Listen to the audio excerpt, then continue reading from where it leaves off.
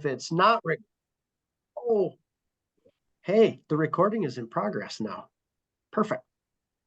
Thanks, Brady. Okay. So the community-based childcare grant, this has been open for several months, and we started with a planning phase. And probably many of you are already participating in that planning phase. We are now transitioning over to the implementation phase, and we're going to open up the application window for that. And so let's touch on that just a little bit. The application window is going to open on February 15th. So you can check back to our website and pick up the application there on the 15th. And then the deadline for that is February 29th, at which we have a leap year this year. So you have a whole extra day to get your application in. I've used that joke now several times on webinars, and the staff's probably rolling their eyes. The application form itself is very simple. It's very similar to the last one. The real content of your application is going to be in additional documents that you provide, either in Word or PDF format or drawings or whatever those might, what those supporting documents might be. Eligible applicants is the same as it was previously for the planning grant. I'm not going to go through the whole list. You can see them on this overview document, but it's wide ranging, lots of different eligible applicants. The key things that I want to touch on right away here to apply for this grant, there's a couple of key things. First of all, it's got to be a community-based solution to childcare, which to us means more than one entity. So think about a wide array of community partners coming together. Maybe it's your economic development organization, your chamber, your school, maybe some existing daycare providers, maybe a church. We want to see several partners coming together. And if you've already received a planning grant, you've already kind of qualified for that. You can still expand that network, though, for your implementation application. If you add partners, that's a good thing. I see a question here. Is this for in-home daycares too? And it is. I've had in my head 2 o'clock, and then here's 2 o'clock, and I didn't even think about it. Okay. So this is open for in-home daycares, but it has to be in partnership with some of these other organizations. We're not going to do just one in-home daycare kind of a situation. It's got to be a network of partners that make application. If you have questions on what that means, what I would say is call Lori or Casey, or just for a few more days, Hannah, and chat with them about what that means.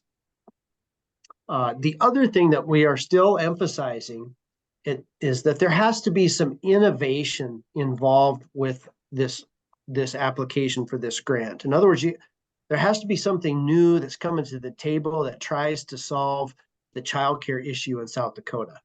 What is that new innovation? Boy, it could be a lot of things, but there's got to be some new thing there.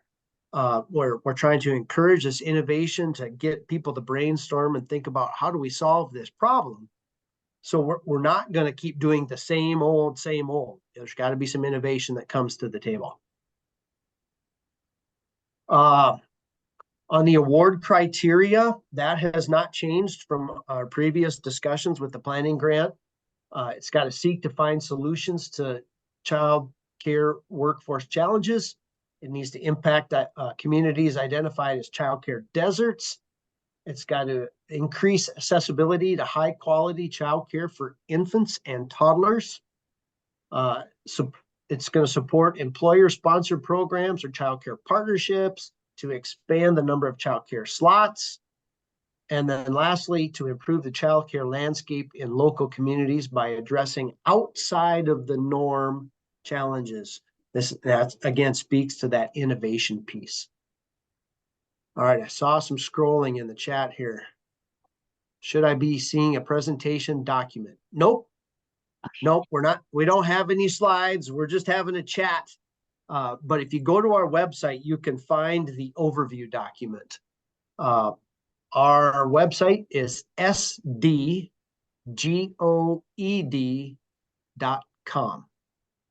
If you go all the way to the bottom, click on the site map. Under the partners section, you'll see the community-based childcare grant. Hey, somebody put a link out there. All right. Funding that's available for this round. Total funding that's available is $1.87 million.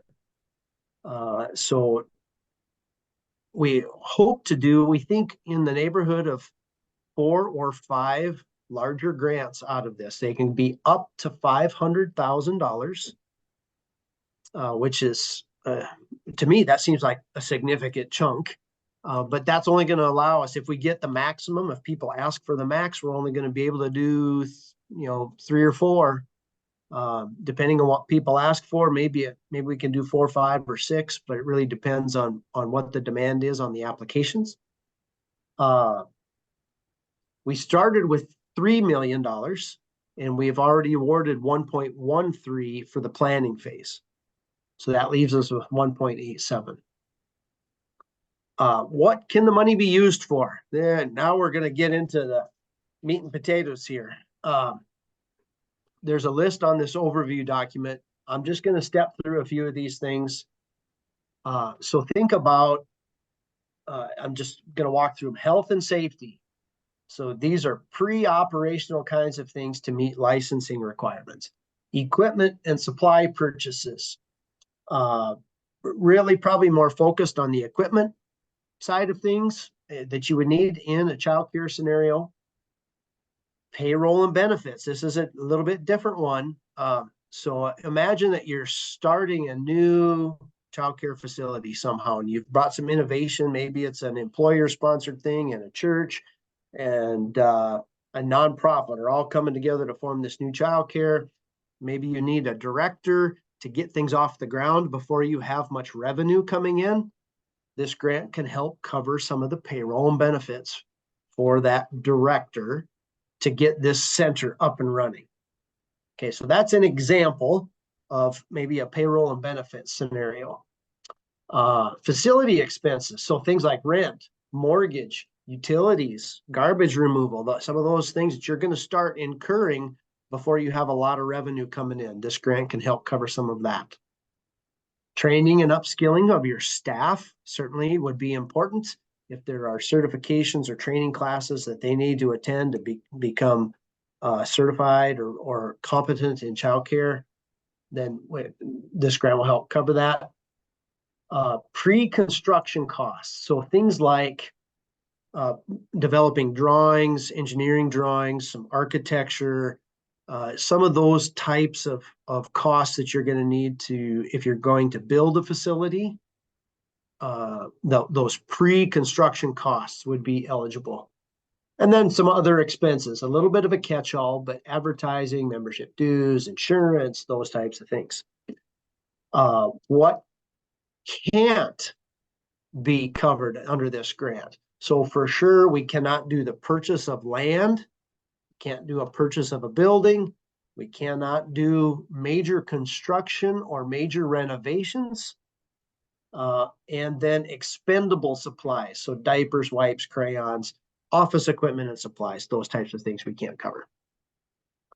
There's a second sheet on our website that goes into some of these physical things that we're talking about that are eligible. You can see that sheet on our website as well. I'm going to look and see if we had any questions. Oh yeah, so there was a question about minor renovation. And there, we had an FAQ out on the website. We took it off because it was particular to the planning part of the grant. Now we're into implementation. We've got a new FAQ that's on the horizon here. So I think we'll probably publish that shortly.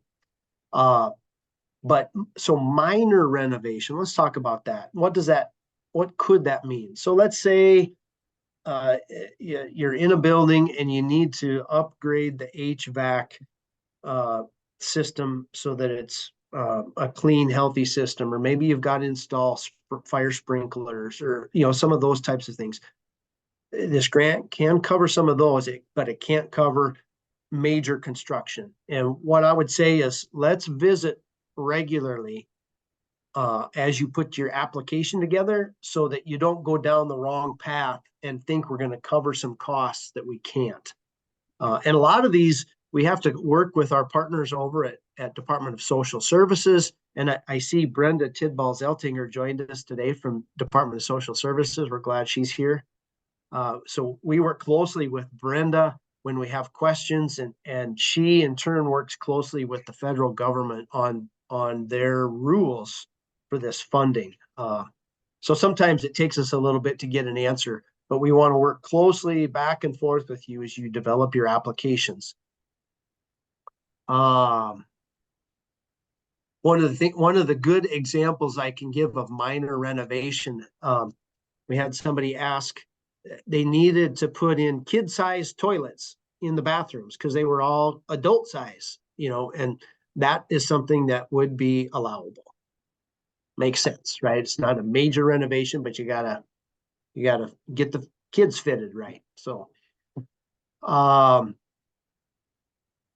let's talk a little bit about the timing on the back end of the grant, then on the spending deadlines. So the federal government has told us the money has to be spent by September 30. And then we need to complete the reporting very quickly after that. We want to be right, Johnny, on the spot. What I would encourage is, I would encourage you to spend the money, if you get a grant, plan to spend the money before that.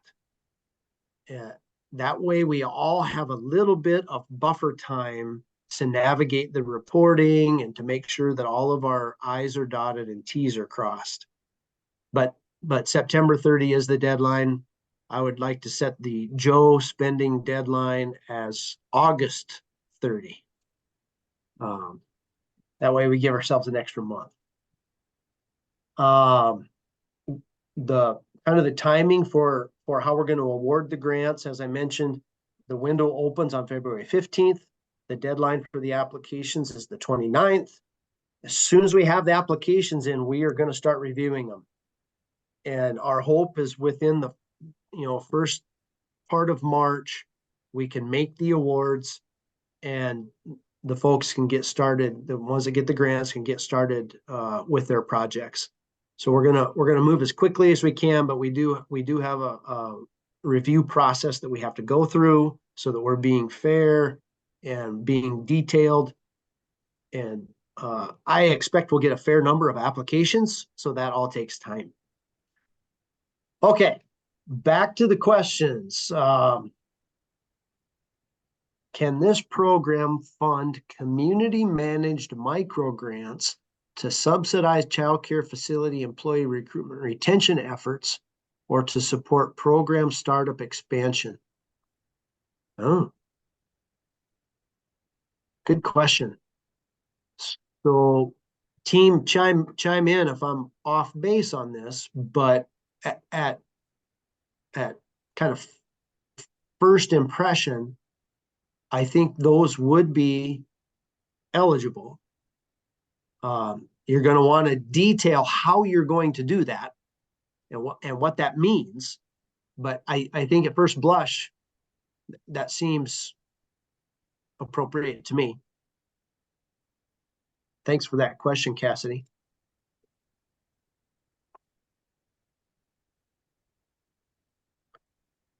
All right. So I'm going to lean on the team here a little bit. Lori, Hannah, Casey, Brady, did I miss any big chunks in here? No, I don't think so, but would you like the defined major renovation Yeah, please do. document? As defined by 45 CFR 98.2, a major renovation means structural changes to the foundation, roof, floor, exterior, or load-bearing walls of a facility, or the extension of a facility to increase its floor area or extensive alteration of a facility such as to significantly change its function and purpose, even if such renovation does not include any structural change. Okay, I got it. Thank you, Laurie. Did you mention anything about when the application will appear on our website? Yeah, it should, The beginning? if I understand, right on the 15th, right? Okay, good. It will hit the website at 8 a.m. Thanks, Brady. Yep.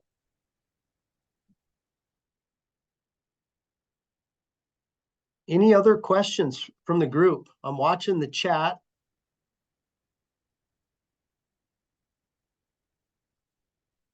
We're really excited for this whole program. As you're maybe thinking about your last questions, I'll just maybe just riff here just a little bit. This has been a really interesting conversation over the past couple months with communities that received a planning grant. Lots of good brainstorming happening across the state. And we've seen that it has brought groups together to kind of talk it out, and even some groups that maybe didn't see eye to eye on the childcare challenge, they've come together to start to talk. We've heard about some innovative ideas being tossed around, which is great. I saw an article just last few days in Sioux Falls Business regarding the childcare planning grant that Sioux Falls received, and some of the conversation that has started, which I think is really good. And that's the whole purpose of this grant. Again, going back to this brainstorming way to become innovative to solve the childcare challenge. All right, so I see some things happening in the chat here. Is this limited to entities that received the planning grant prior to this offer? That comes from Vonda. So Vonda, no, if you did not receive a planning grant, you can still apply for an implementation grant. However, I want you to know that you have to submit a plan that is detailed, it's strategic and innovative. But it's open for others that even if you did not receive a planning grant. All right, and then back to the renovation question. Will minor renovations be approved if we do them to a facility we will rent for the childcare and not own? For example, fire sprinkler systems. Ooh, that's a good question. I'm gonna say off the cuff, probably. Make a big commitment and say probably. I think that would be allowable, but let's chase that answer down for sure. I think it's going to be allowable. Mm-hmm. Yeah, Joe, this is Brenda. I think what would probably come into play there is that given that would be an investment by the tenant in a rent relationship, right, we'd probably be looking to make sure that there was some kind of a value sharing if then you leave that location and the grants, you invested in improvements in the building. So I think generally speaking, I guess we'd say generally, Joe hit on it spot on, rent or own doesn't exclude or, exclude, but it's going to be looking more for then, kind of what those terms are going to be between the tenant and the landlord on the improvements. Right. And in particular, we see this all the time in economic development. How long is your lease? Is your lease going to be long enough so that your facility gets the benefit of that improvement? If it's just a 1-year lease, we probably need to see if we can't work with the landlord to lengthen that lease.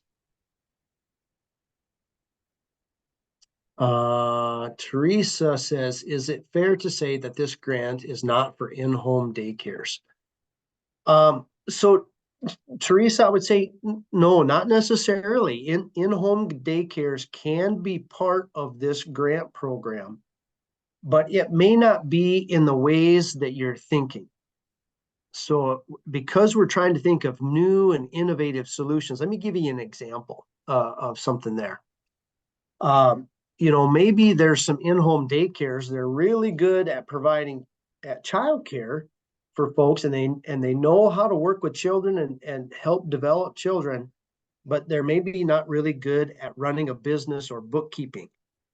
So maybe there's a business accelerator that becomes available through this grant, and in-home daycares can take advantage of that class or that service. Would it be, you know, just purchasing equipment for existing in-home daycares? Probably not. That's probably not what we're looking at. But we're looking for some innovative piece that helps any kind of daycare, especially if they're state certified daycares or state licensed daycares. Hope that helped answer that, Teresa. Beth says, if there are items on the approved listed are not specifically listed, such as high chairs, kitchen, pans, plates. I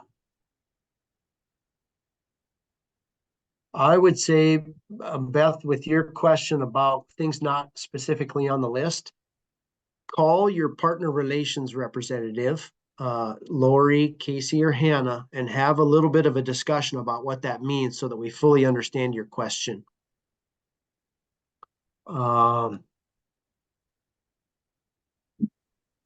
Okay, Becky, you've asked a question about having an offline conversation. Yes, you should have an offline conversation, and it looks like you're up in the northeast part of the state, so that would be Lori Swanson.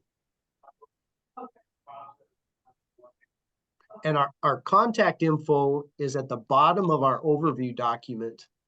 I would encourage you to call Lori or Casey before you call me, because they're going to be able to answer your questions better. Are we looking for only state licensed facilities? Our hope is that this effort results in more state licensed childcare slots. And so one of the requirements is you have to be moving in that direction to get state licensed. Yes.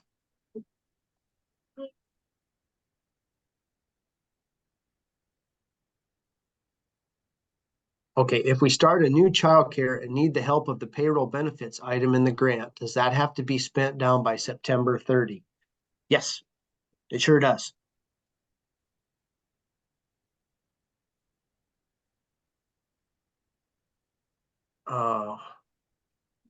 Will the, yes, we are going to, someone asked about the recording. Yes, we'll have a recording of this and it will be available on our website.